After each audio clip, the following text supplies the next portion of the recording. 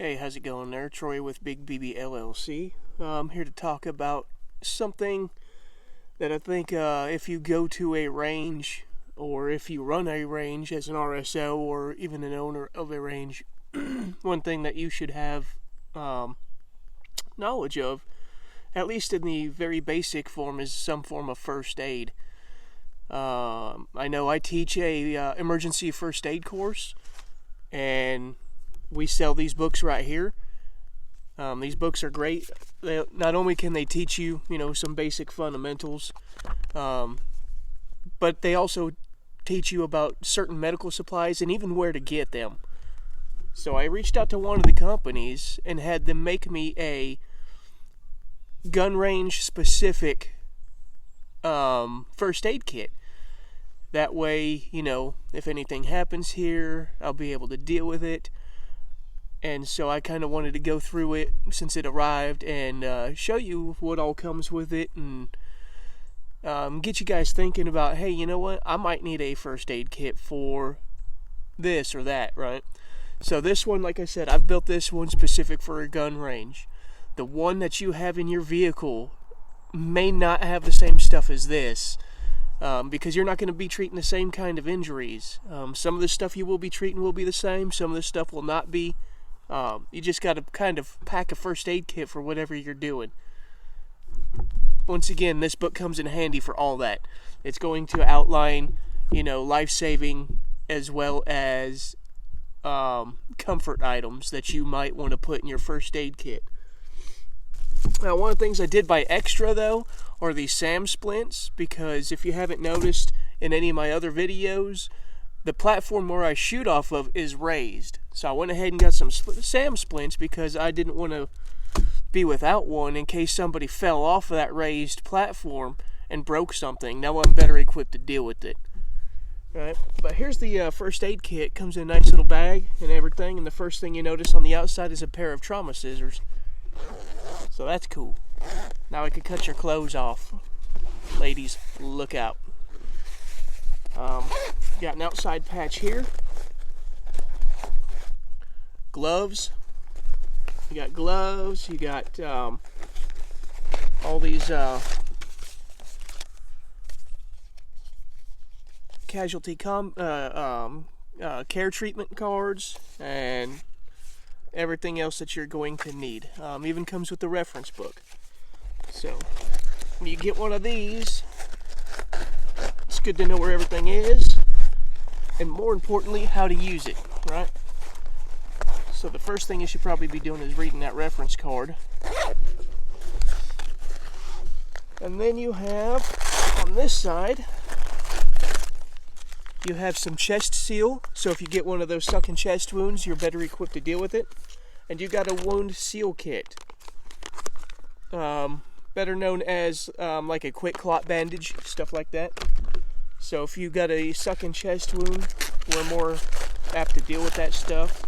I went ahead and opted for 2 tourniquets, so I have 2 tourniquets in here. Compressed gauze. You got all these dressings. Yeah, trauma wound dressing.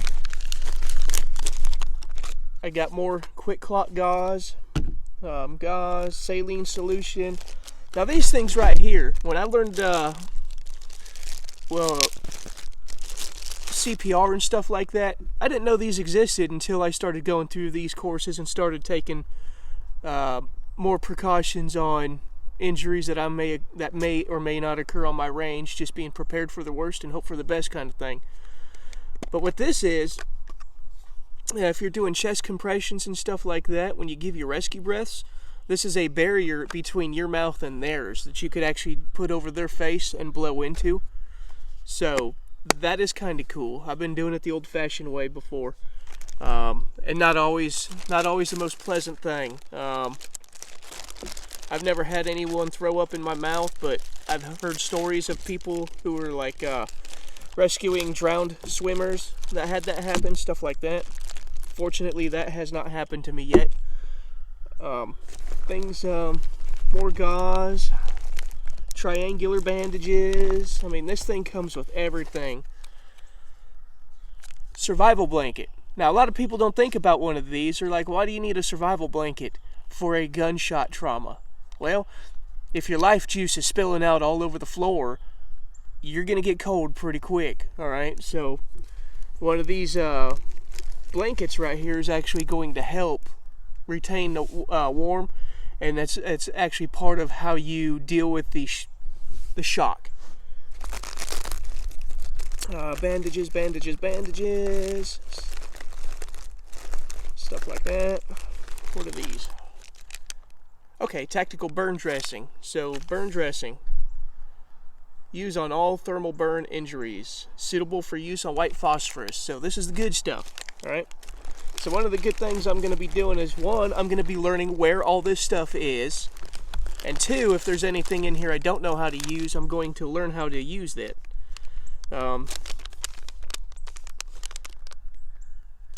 Such as this little airway tube. I've actually never had to use one of these, so this is one of the things I'm going to have to read up on.